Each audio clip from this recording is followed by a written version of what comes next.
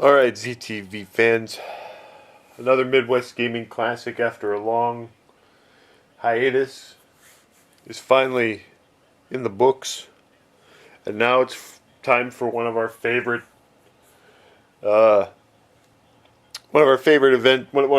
parts of the Midwest Gaming Classic uh, experience, and that is tallying up all the loot that we acquired over the course of the show.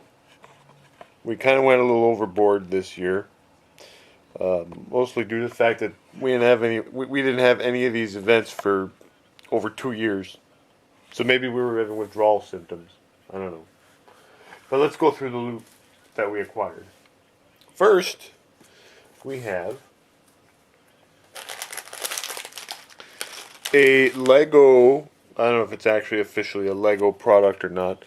Snorlax. I have to buy some. It's kind of an unwritten rule that I have to buy something Snorlax related every event. This is a Lego type product of Snorlax.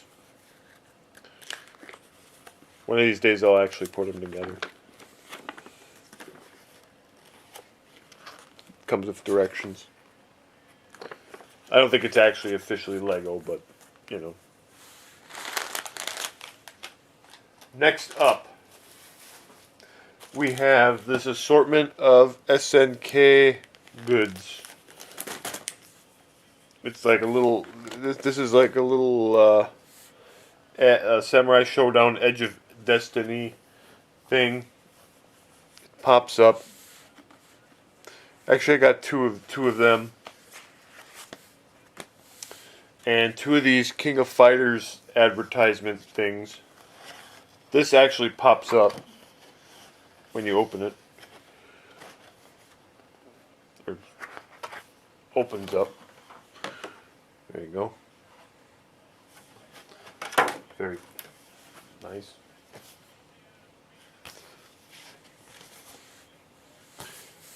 And then also some assorted postcards. And I got this whole lot of stuff for $5.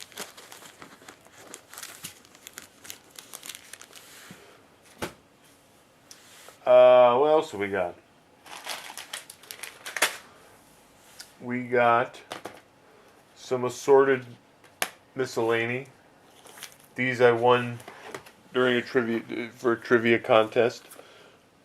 They are Midwest Gaming Classic tech tattoos. You can put them on your phone, or a larger one that you can put on your tablet. As well as that, I also got a pair of movies. Jack Hill's Spider Baby, which I'll read the description of this. This highly influential cult classic from writer-director Jack Hill, also made Switchblade Sisters and Foxy Brown, tells the demented and darkly comic tale of the Marai children, Elizabeth, Virginia, and Ralph, all of whom suffer a rare genetic malady that causes its victims to mentally regress to a condition of pre-human savagery and cannibalism. The children live in an old family mansion, and though under the cautious guardianship of chauffeur Bruno, they manage to terrorize anyone or anything which passes through the gates. So when the family is visited by a pair of distant relatives and their greedy lawyer, a wild night of murderous thrills ensues.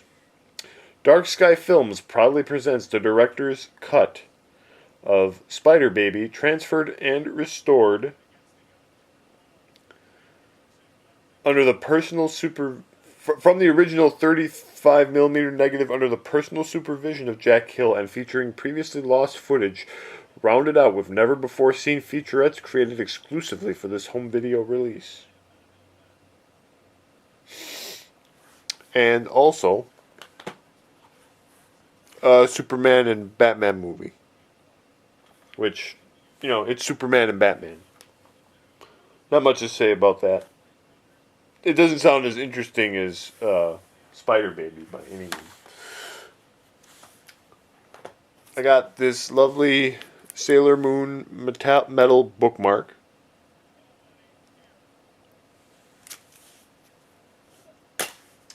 I got a pair of Perlers. This one is She-Ra. And this one is Tifa from Final Fantasy VII.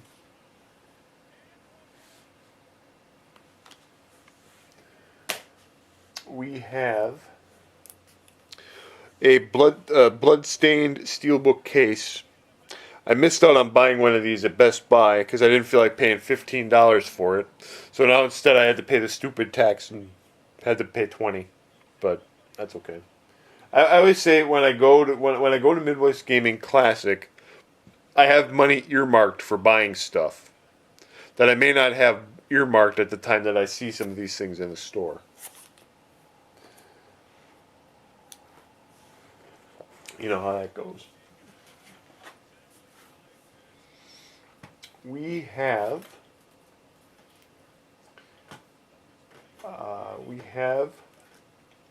a copy of Luigi's Mansion Dark Moon, which I got for $14 because I've been since 3DS kind of died. I've been kind of collecting games for it, and I kind of wanted a physical. I had this game digitally, and I kind of wanted a physical copy of it again. So it came complete. That's nice. I got 2 original Xbox games. We got The Simpsons Hit and Run, which is kind of a popular game. So this one was a little pricey. It was $35, which is about the going rate. I mean, it's not like a mega rare expensive game, and I could have had it for $25 at Mega Media Exchange a couple of months ago, but I didn't buy it. So there it is. It's in nice condition. Comes with the manual. And The Incredible Hulk Ultimate Destruction, which is actually, I remember this game being good. I didn't have it anymore at the time, but like it's just like a game where you're the Hulk and you go around and bash stuff. Also with manual, and disc is in nice shape.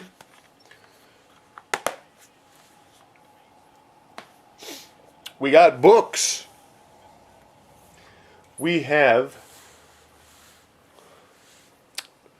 the Complete Virtual Boy book, which has everything you would ever want to know about the Virtual Boy.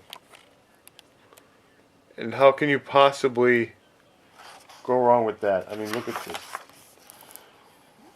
Console overview and hardware collectibles. This is how the Virtual Boy produced its wonderful 3D image. Here's some kind of crazy stuff that somebody made for the thing. Look at that. Reviews of the games. Here we have Jack Brothers. And Panic Bomber. Every game has its own little write-up section. Look at this. This is very nice. This was only $20. I was actually going to order this online once just for the lulz, but I never got around to it. And then seeing it at the convention, I'm like, "Ooh, I'm buying that again," because at the time of the convention, I have money earmarked to buy goofy stuff that I may not buy throughout the year. I mean, it may or may not be goofy, but you know what I mean. I may not have money set aside where I can say, "Hey, I'm going to buy a book about the Virtual Boy for." And then it's got stuff about like homebrew stuff. And also notice it's all in red and black. Very nice. Very lovely.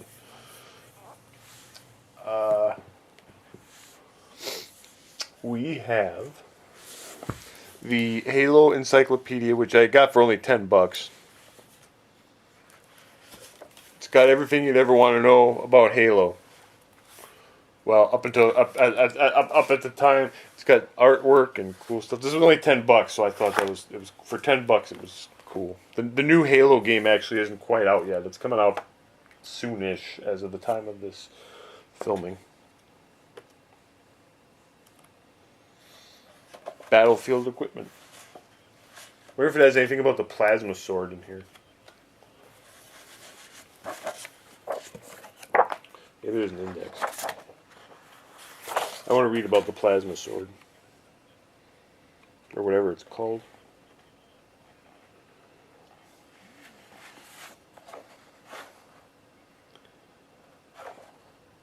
I forgot what it's called.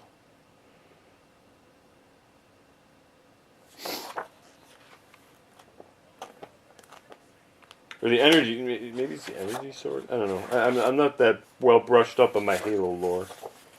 Which is why I needed this book. Oh yeah, here, energy sword. Okay, it's energy. I thought it was plasma for some reason. I don't know. Like I said, I'm not that...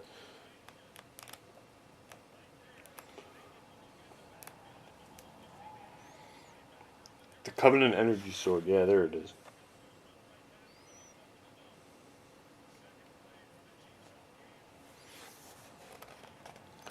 And I'm curious about it, and I'll show you why in a minute. An energy sword on an approaching Sangheili warrior is enough to make any human flee in terror. That's because the plasma sheet that makes up the blade does not hack or carve, but boils away anything it comes into contact with. Anyone unlucky to be in the path of its slice is assured a most painful and messy death. Very nice. The reason I've asked about that is because I actually bought 2 of these as a Halloween clearance item. This is the energy sword. It's plastic, but it's actually it's nicely built actually.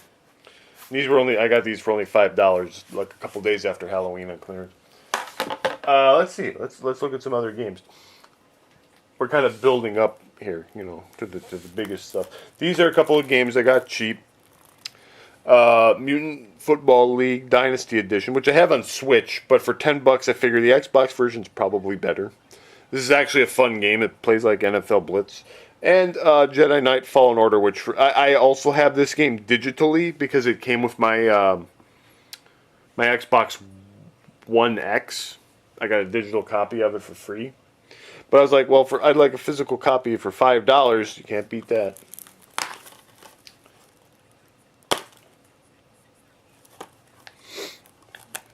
Mutant Football is brand new. Jedi is complete and in nice condition.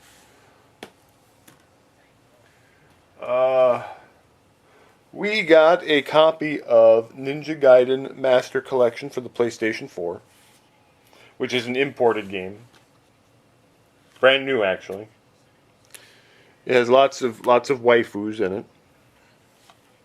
This has all 3 Ninja Gaiden games that were on the older systems. I wanted to actually buy a copy of this on the Switch, but I heard the Switch version of this was crappy. So I just kind of forgot about it, because the physical versions only came out in the United States. Or they only came out as imports.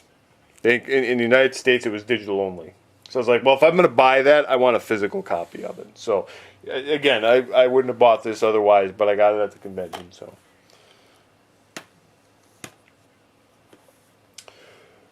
We have Demon Souls for PlayStation 5. I questioned my sanity for buying this, but...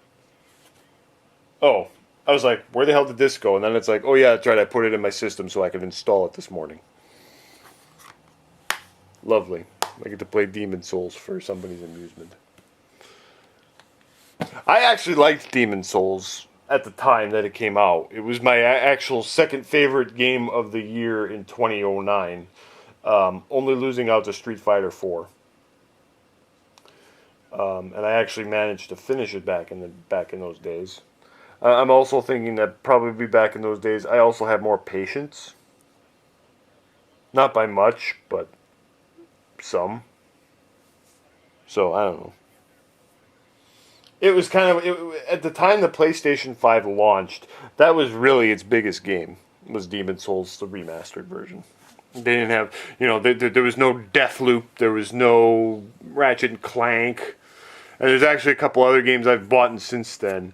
Pretty much it was Demon Souls and the new Spider-Man game, Miles Morales, which I actually did buy because I wanted to play the PlayStation 5 version of Miles Morales has an Ultimate Edition that comes with a remastered version of the original PS4 Spider-Man, which I said I never kind of finished that game and I kind of wanted to, so I was like, I'm going to get that and play the remastered version. Another lovely book.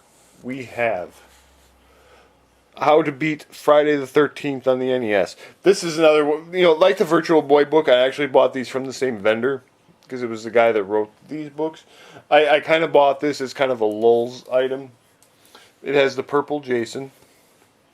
But it is a complete strategy guide of the NES Friday the 13th game, which is a game I don't like very much. But this book goes into great detail of how the game functions. It tells you how to get weapons. I mean, look at this. I mean, I haven't read this through this whole thing, but you know, somebody wrote a 100-some page book, hardcover book, on how to beat Friday the 13th. They also did one on Fester's Quest, but they didn't have that for sale at the show. That was disappointing.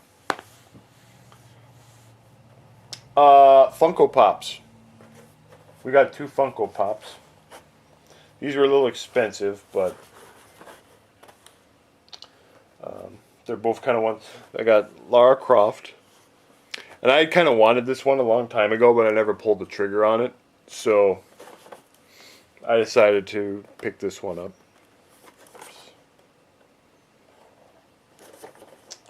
And Zatanna, who, if you're not familiar with her, she's a DC Comics heroine. This one, I've never seen this one anywhere on sale except online, and it looks like it was only sold at some Funko convention. So I paid $30 for each of these, and well, for this one, $30 is actually a reasonable price because I just looked on eBay prior to doing this, and that's about what she sells for. Actually, usually a little bit more because it's usually $30 plus shipping. We have some these are kind of limited edition Switch games.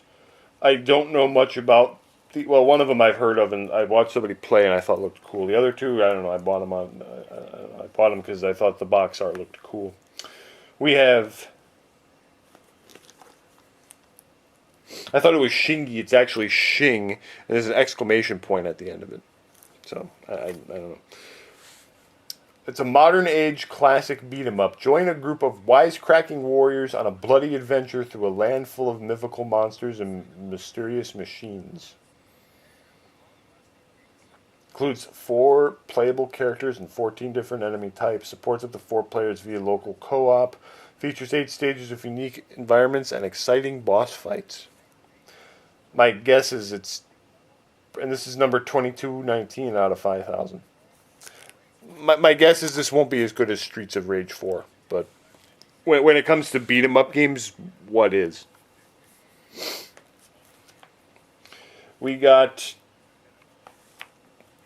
Demon's Tier, which from what I saw looked like some kind of a dungeon crawling game. I don't know. I thought the box art was cool, and I said, you know, what the hell?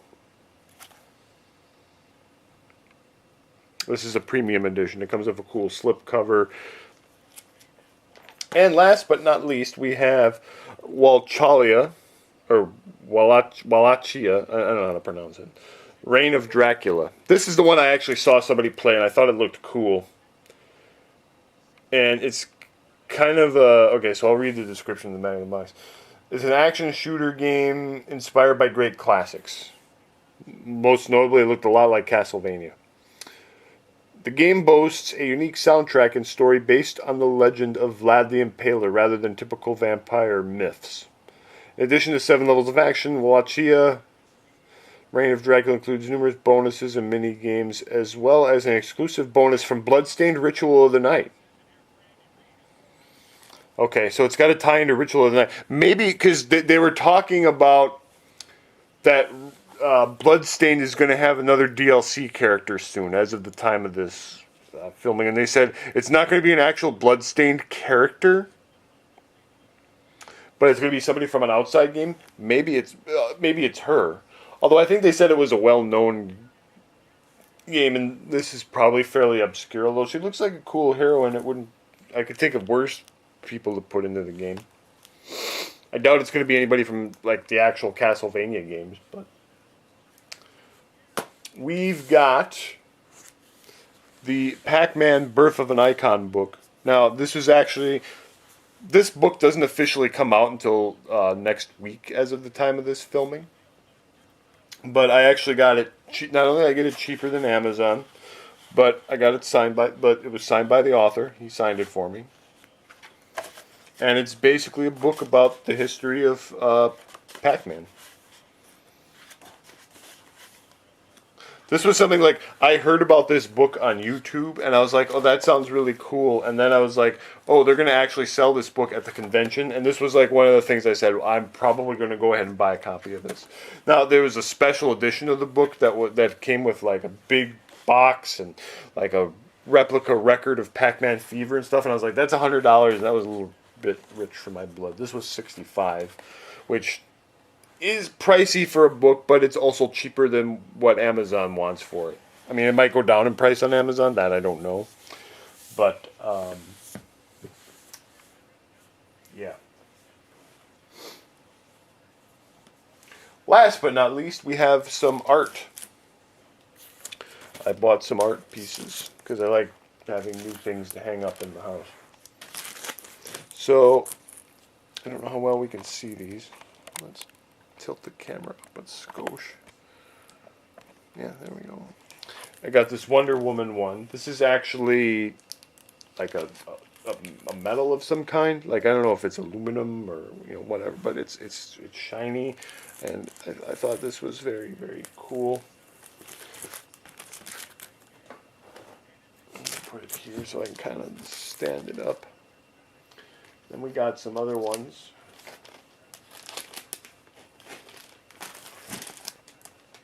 Because like these like they were expensive. These things are kind of you may consider them kind of pricey, but I also kind of say a convention like Midwest Gaming Classic is the only time I buy something like this. So this one I just put on the Mac. I have this one of Chun-Li. The guy that did this one liked my Chun-Li shirt.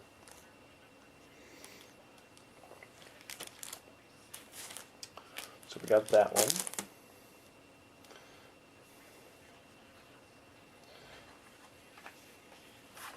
I got this one of oops, I dropped it. I got this one of Mai from King of Fighters. One of the best characters in fighting games. She was too hot for Smash.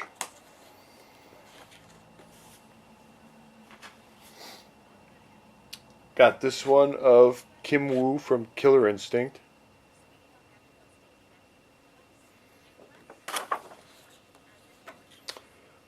And I got this one of Twilight Midna from Legend of Zelda. This was the Midna one was actually the one that I saw, like, as I was leaving the first day. Like, I saw that one. But, like, the guy had left his booth by the time that the day was wrapping up. I said, well, if I see him today, the second day, I'm going to buy that Midna print. And then I wound up buying the other two as well. Because at this point, I was already way past my budget, so I just said, what the hell.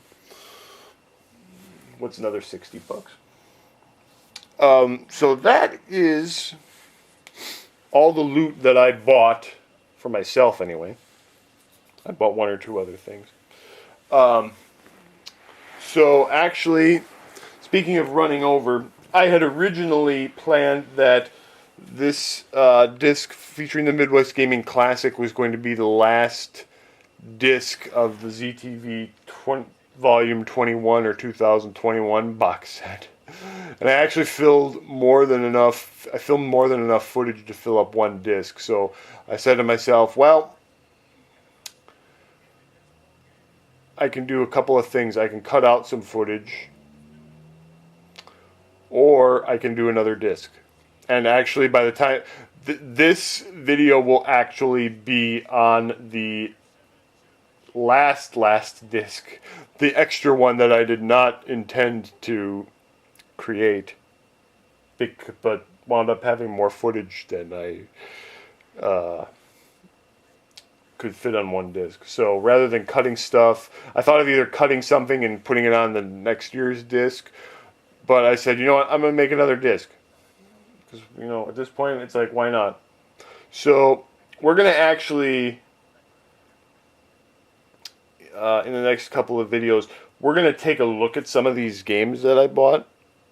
I don't know which ones I'm all going to play for you. I'm going to definitely play these 3 Switch games. Because these, I'm intrigued by these.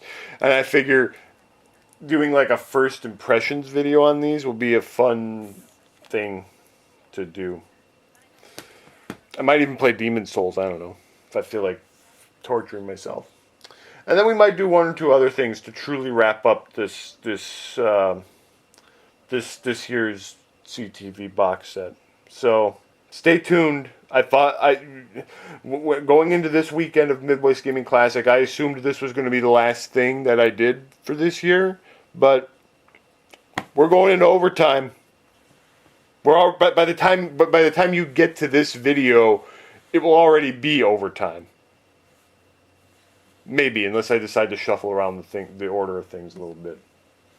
That's possible too. So, stay tuned for more.